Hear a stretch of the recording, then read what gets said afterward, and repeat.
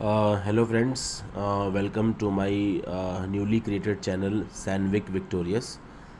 And as for my previous videos, I am describing the main features or the mystery of the service selection board interview. So here are my some valuable points which I want to discuss to you. That during your screening test, some important things are needed to be kept in mind.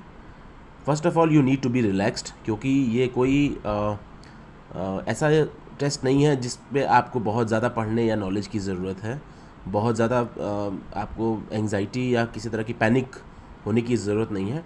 This is actually a very entertaining and it's very it's a mind relaxing type of test जो आपको enjoy करना चाहिए. Because defence की life without recommended, जब आप duty join नहीं करते, आपकी नौकरी नहीं लगा होती डिफेंस में, आर्मी नेवी एयरफोर्स में, तो ये एक बहुत ही अच्छा मौका है आपको डिफेंस की एक लाइफ को देखने का. अगले 4-5 दिन आप उस एनवायरनमेंट में रहेंगे जिससे आपको पता चलेगा कि हमारे फ़ौजी भाई बहन कैसे जो है रहते हैं आर्मी में, कैसे नेवी एयरफोर्स में रहते हैं. तो इस चीज़ को ध्यान में रखते हुए you need to be always relax in the campus. किसी भी तरह की टेस्टिंग हो, चाहे वो रीजनिंग की हो, वर्बल नॉन वर्बल रीजनिंग देते समय हो, पिक्चर परसेप्शन में स्टोरी लिखते समय हो, या स्टोरी को डिस्कस करते समय हो, या स्टोरी पर ग्रुप डिस्कशन करते समय हो, किसी भी स्टेज में आप ये देखिएगा कि ये मौका बहुत ही कम लोगों को मिलता है. जो लोग एंट्रेंस रिटर्न क्वालिफाई करते हैं वो जाते हैं. तो ये एक बहुत ही गोल्डन अपॉर्चुनिटी है आपके लिए. मैं आपसे रिक्वेस्ट करता हूँ कि आप उस मोमेंट को बिल्कुल जिए. आप देखिए उन चीज़ों को, कैसे डिफेंस लाइव देते हैं. अमूमन हम मूवीज़ और पिक्चर्स में देखते हैं कि कैसे जो है मतलब ये हमारे ही वो जो सुपरस्टार्स होते हैं वो कैसे आर्मी की कॉस्ट्यूम पहनते हैं. आप वहाँ पे साक्षात आर्मी ऑफिसर्स को देखेंगे, measures, lieutenant colonel's, brigadier rank के ऑफिसर आपको वहाँ दिखेंगे. एक बहुत ही पॉजिटिव एनवायरनमेंट रहेगा. तो वहाँ पे आप रिलैक्स रहिए. किसी भी स्टेज में, चाहे वो ग्रुप डिस्कशन की बात हो या स्टोरी टेलिंग की बात हो, कहीं भी आप हाइपर मत होइए. आपको एग्जिग्रेट नहीं करना, बिल्कुल नॉर्मल क्वाइट काम रहना है. किसी भी तरह की डिस्कशन अगर हो रही हो, स्टोरीज़ की डिस्कशन हो रही हो स्क्रीनिंग के समय, तो वहाँ पे आपको आर्ग्यू नहीं करना है. अपने फ्रेंड्स, अपने ग्रुप के साथ लेके चलना है. और अपनी स्टोरी जो आप लिखे हैं पिक्चर परसेप्शन देखते हुए, जो कि वो धुंधली रहती है, तो किसी तरह की कॉम्प्लिकेटेड स्टोरी मत लिख दीजिएगा. बहुत ही ज़्यादा हीरोइक किसी मूवी से इंस्पायर्ड होके या किसी काल्पनिक दुनिया में जाके ऐसी स्टोरी मत लिखिएगा. बिल्कुल नॉर्मल सिंपल स्टोरी लिखिए. खुद को सोच के लिखिए कि अगर उस पिक्चर में आप होते तो आप क्या करते, तो ज़्यादा बेटर लिख पाएंगे. किसी भी स्टोरी की एंड पॉजिटिव होनी चाहिए. एक अच्छी पॉजिटिव एंड दीजिए जिससे एक एंथुजियाज़म आपके अंदर क्रिएट हो, स्टोरी सुनने वाले को भी अच्छा लगे. ठीक है. और अगर डिस्कशन के दौरान आपका ग्रुप बहुत ज़्यादा हल्ला कर रहा है, तो मैंने आपको बताया आपको आपके ग्रुप को कंट्रोल करना है. Try to calm your group. Speak in bold voice. Bold voice का मतलब जब आप अपनी स्टोरी सुना रहे हैं, you need to be very much confident in that. एक बोल्ड वॉइस, एक कॉन्फिडेंट वॉइस बहुत ही अच्छी चीज़ है, लेकिन इसका मतलब ये नहीं कि आप शाउटिंग करने लगे, वहाँ पे अपनी बात को मनवाने लगे. नहीं, ये सब आपको नहीं करना है. And definitely for all these things you will clear your screening test and you will get recommended for your next level. अब कुछ बात मैं आपको इस वीडियो में बता देना चाहता हूँ. जैसे मैंने आपको बताया कि सर्विस सिलेक्शन बोर्ड के इंटरव्यू में देयर इज़ नथिंग गुड और बैड. ये टोटली आपके परसेप्शन कि आपने अपने 20 साल, 18 साल, 22 साल, 25 साल के करियर में, अपनी ज़िंदगी में आपने क्या सीखा, आपके फ्रेंड सर्कल आपके बारे में क्या सोचता है, आपके माता पिता आपके बारे में क्या सोचते हैं, आपके भाई बहन आपके बारे में क्या सोचता है, आप उन सभी लोगों के बारे में क्या सोचते हो. ये जो भी आपने एक्सपीरियंस किया है अपनी लाइफ में, इसको आपको मंथन करना शुरू करना है आज से. और अच्छी बात ये रहेगी कि आप एक बार इंडिविजुअली सबसे मिलिए और अपनी राय लीजिए. क्योंकि कभी कभी क्या होता है कि हमें खुद के बारे में नहीं पता होता कि हमारे अंदर की क्वालिटीज़ क्या है, हमारी वीकनेस क्या है, हम कहाँ पे ज़्यादा पॉजिटिव फील करते हैं, कहाँ हमारा दिमाग निगेटिविटी में चला जाता है, कहाँ हमको थोड़ा पैनिक होता है. तो start discussing about your personality. Think and analyse your personality. अपने माता पिता से बोलिए कि आप जो है हमारे बारे में क्या सोचते हैं. अपने फ्रेंड्स लोगों से बात करिए.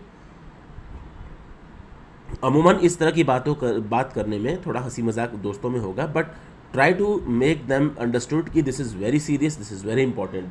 क्योंकि आगे आने वाले टेस्टों में, ये तो फिर भी एक स्क्रीनिंग था जो आप रिकमेंड कर जाओगे. अगर आप जैसे मैंने बताया, अगर आप वैसा ही करोगे तो आपको कोई नहीं रोक सकता, आपकी स्क्रीनिंग इन हो जाएगी और फिर आप नेक्स्ट 4 दिन डिफेंस कैंपस में ही रहोगे। और मेरा यकीन करो आप, वो जो एक्सपीरियंस होगा वो फिर आपको कहीं नहीं मिलने वाला। That experience is very precious. वो मौका आप अपने हाथ से न जाने दो। इसके लिए मैंने आपको स्क्रीनिंग पूरी तरह से बता दिया। लेकिन आगे के होने वाली टेस्टिंग के लिए जो कि बहुत ही ज़्यादा इंपॉर्टेंट है, वो स्टेज 2 टेस्टिंग, जिसमें साइकोमेट्रिक टेस्ट, जिसको हम बोलते हैं साइकोलॉजिस्ट जिसको लेता है, सिचुएशन रिएक्शन टेस्ट, फिर वर्ड एप्रिसिएशन टेस्ट, ये सब टेस्ट जो होते हैं। इसके अलावा GTO के टास्क और फिर इंटरव्यू, ये जो 3 फेज़ होंगे जिसके बारे में मैं आपको आगे बताऊंगा।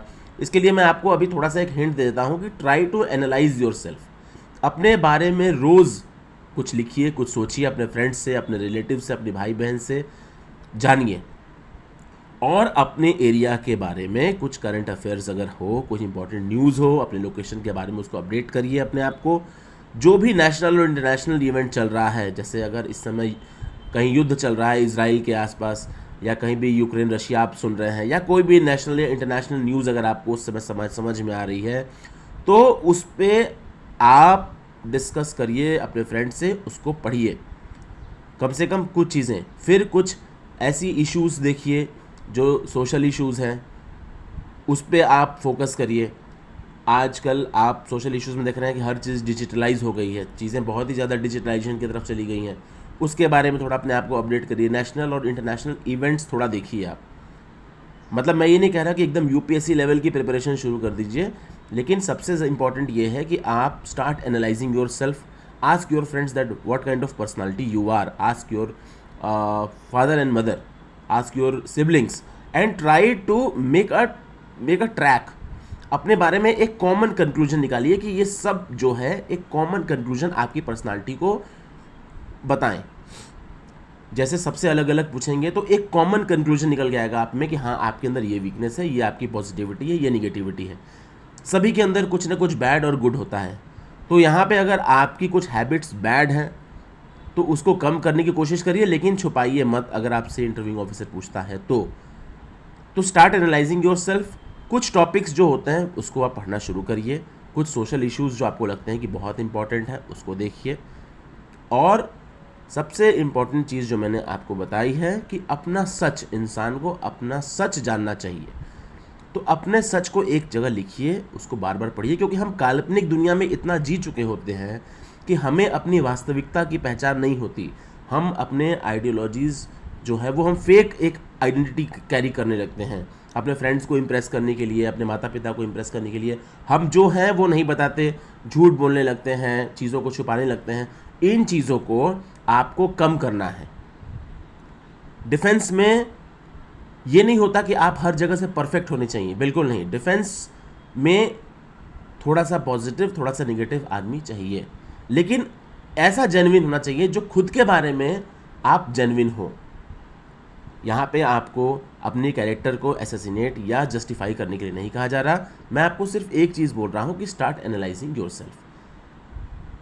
और जब आप स्क्रीनिंग हो जाएं, आई जस्ट कॉन्ग्रेचुलेट एवरीवन जो स्क्रीनिंग हुए। अगर मेरी वीडियोस पे थोड़ा सा भी आपको लगता है कि इफेक्टिव है तो इसको लाइक करिए, मेरे चैनल को सब्सक्राइब करिए, क्योंकि SSB के लिए जो अब मैं वीडियोस डालूंगा stage 2, that is very very important, और इसको आपको बहुत ही ध्यान से देखना होगा। चीज़ों को समझिए and try to analyse yourself. Okay, thank you so much. जय हिंद।